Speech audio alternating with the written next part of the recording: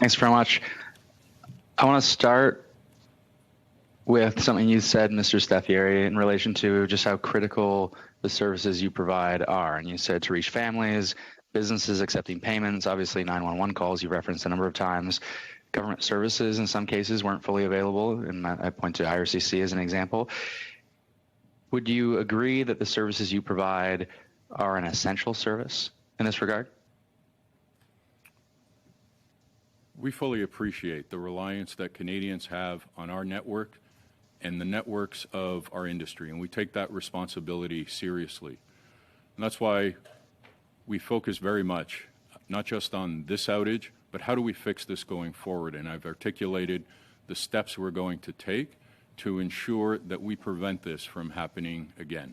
I appreciate that, and we all want to make sure it doesn't happen again. But it's also, I think, when you take a step back and reflect on what's happened here, there was a great frustration and anger, and rightly so, for millions of Canadians. But I think there are two critical lessons learned, lessons that we need to relearn in some ways. And one is the nature of the service that you provide. And that's what I want to just drive at first and see if there's a proper acknowledgement. Different private companies deliver different services, but you are unique insofar as you're a private company that is providing an important public essential service. Do you think that's right?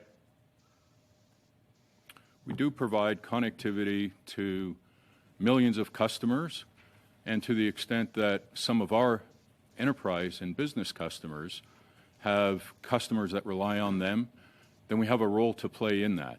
And so in many respects... Okay, I think that's as close to a yes as I'm likely to get, so I'll take that.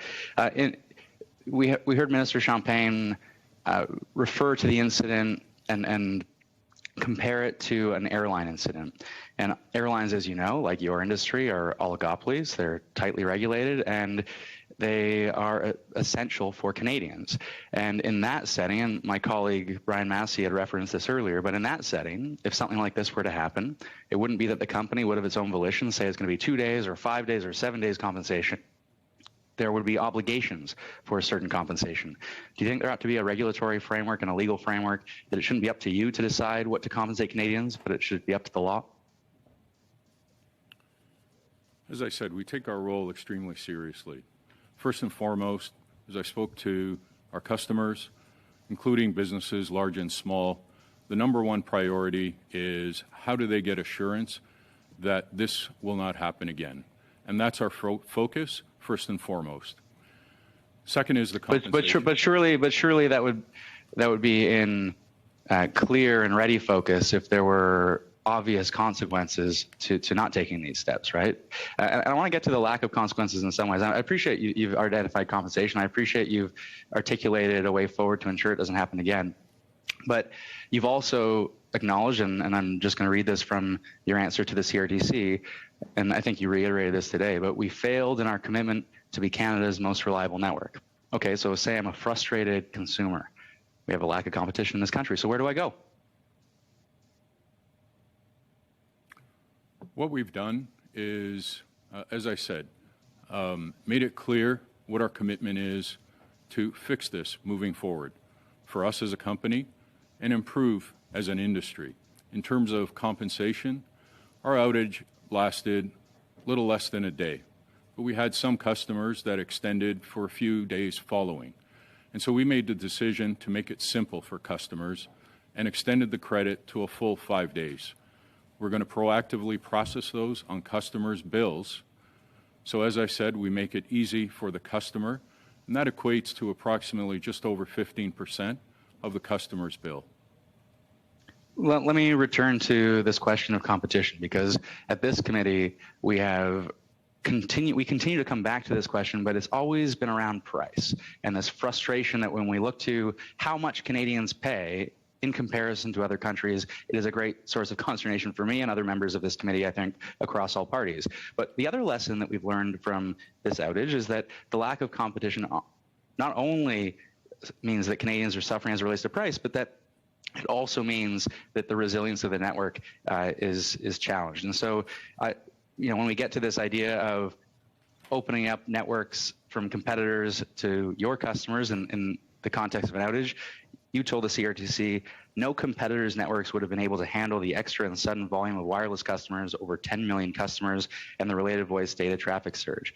So isn't the concentration of not only the sector, but let's say your company in particular, isn't the concentration of customers in one particular company a challenge to resilience in and of itself?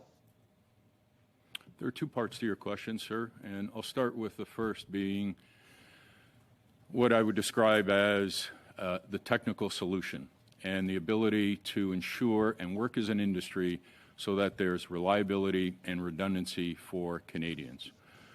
The first part of your question relates to the competitiveness of the industry.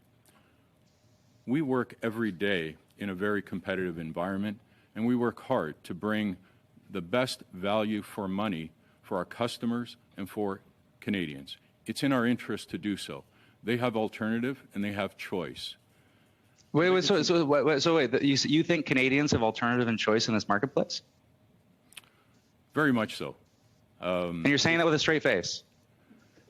Okay. I'm running out of time. So here's another one you can maybe answer with a straight face. Do you think this is the end of the Rogers Shaw deal?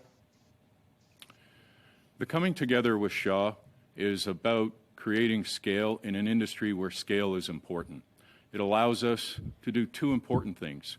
One is make investments that neither one of us could do on our own.